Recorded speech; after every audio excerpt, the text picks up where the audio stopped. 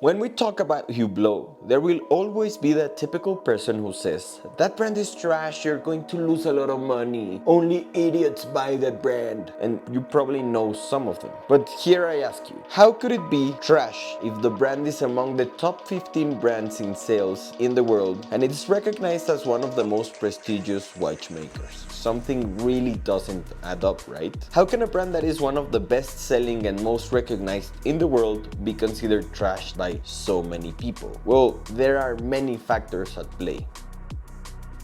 To begin with, painful as it may be, watch experts represent a very small margin of sales. The number of people who enjoy mechanisms, movements, and innovations is quite limited within the market. It's no secret that people tend to go more for marketing, for the name of the dial, or for the most recognizable watch. That is just a reality, and it's not a bad thing. That's how things are. Hublot is a relatively young brand, having been founded in 1980.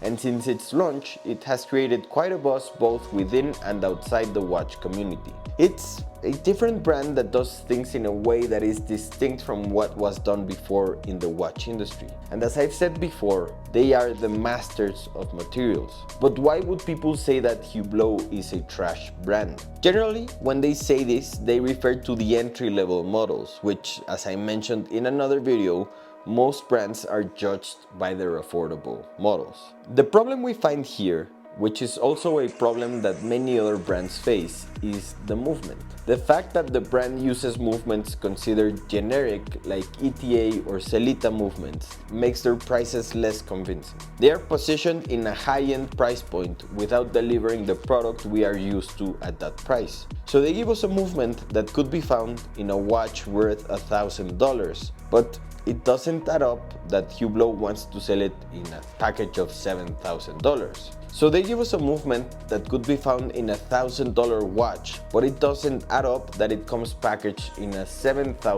Hublot watch. Now let me ask you a very honest question. Do you think the people who buy this type of brand care? Because let's be honest, if you have the money to buy a Hublot in a boutique, you probably don't care about the movement inside. Because in most cases, you're buying it for people to recognize the watch. It's a flex that you can afford a Hublot. It's no coincidence that they are among the most counterfeited watches in the world, just like the Rolex Submariner. And some people might say, I bought my Hublot because I like it and I don't care what others say. And that's fine, congratulations, that's great. But to be honest, and this isn't exclusive to this brand, there are many other houses that are within the hype, which are bought because they are recognizable, because their marketing is really good, and you see famous footballers and actors using the brand, and it makes you want to buy it. And that's okay. Remember that we all have different uses for watch, and it brings us back to the point we've always made. Watches are no longer just for telling time. They are a luxury, a statement that speaks to your purchasing power. And it's a reality that people buy them to be seen, most people. Then they also say that Hublot is a bad investment, which I think is ridiculous because any watch you buy in boutiques is going to be a bad investment. You will lose money on all watches one way or another, some more and some less, but you will lose money. Yes, maybe you will lose 50% of your money with Hublot, but let's be realistic.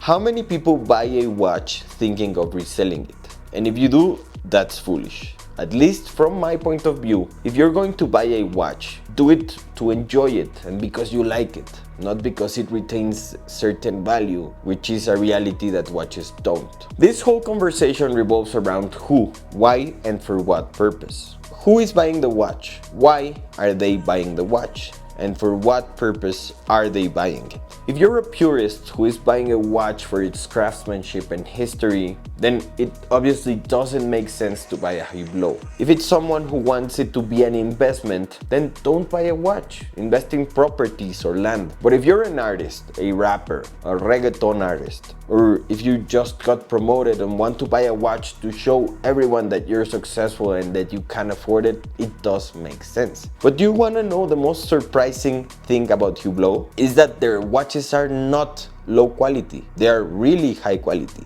We have examples like this one, which has a ceramic case and a carbon fiber dial. It has great finishing. The only thing you could criticize about this watch is that it has a Celita movement, which doesn't meet the exclusivity standard. But ETA and Celita movements are highly reliable. They could survive an apocalypse and still work, needing almost no maintenance. So for a regular person who just wants a watch for daily wear that is recognizable and built with quality, it does make sense to buy a Hublot. I think it all depends on how you look at it. But tell me, what do you think?